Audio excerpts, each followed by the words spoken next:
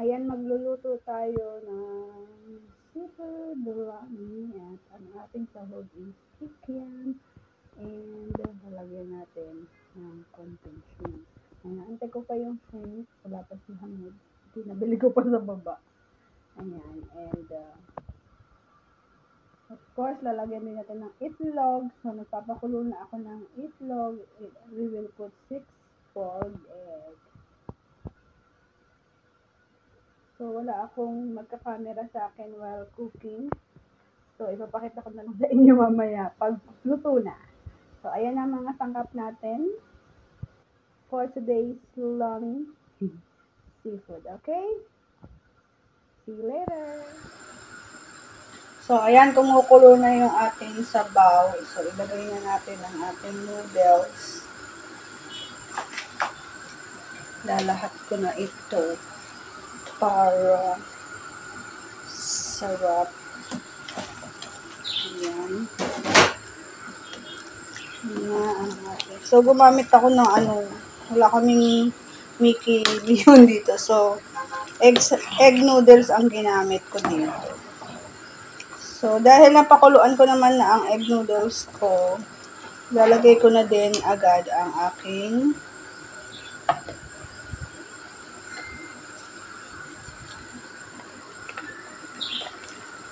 repolyo. Yan, ang ating repolyo. Lagay na din siya. So, konting kulo na lang ito. Then, okay na siya. Magdadagdag lang ako ng konting para pampalapot ng konting tubig na may flour. Gusto ko kasi malapot.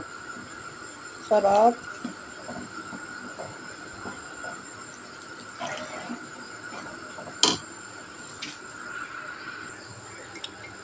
So, ito yung flour natin na idadagdag doon. Maya-maya ilalagay ko na siya. While boiling ng konti. Sarap po.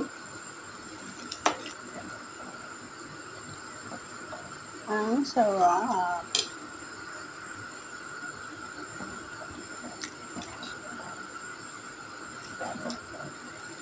Konti na lang. Lagay natin. So, pwede ko na din sigurong ilagay ito. Kasi baka ma-overcook. So, ilagay ko na siya ng dahan-dahan lamang ang ating corn starch or flour. Mix yan. Mix cornstarch and flour. Ayan, sarap.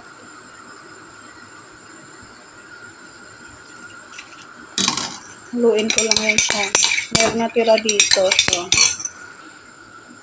So, ayan. Hindi na ako magdadagdag ng konting patis. Antayin ko na lang si Hamid. Siya na bahalang mag-taste. Dito. Na wala saan wala na siya. Sa may timpla naman na yan ng natural na timpla. Or lagyan siya ng pampasa.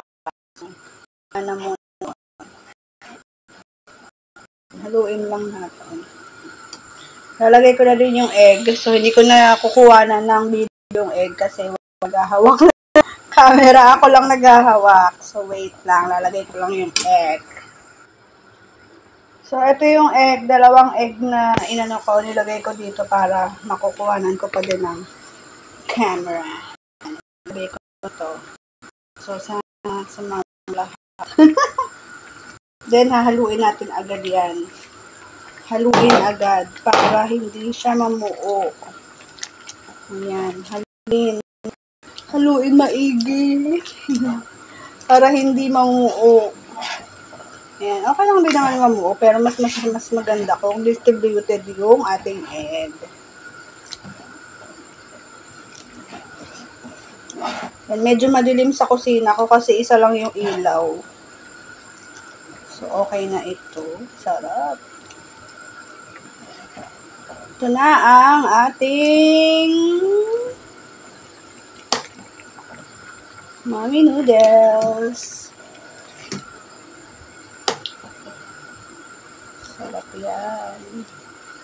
So, kain na guys. Thank you for watching. Thank you for watching Boss Anin. So, kakain na tayo ng ating mommy noodles. Ayan na. Let's eat guys. Luto na po.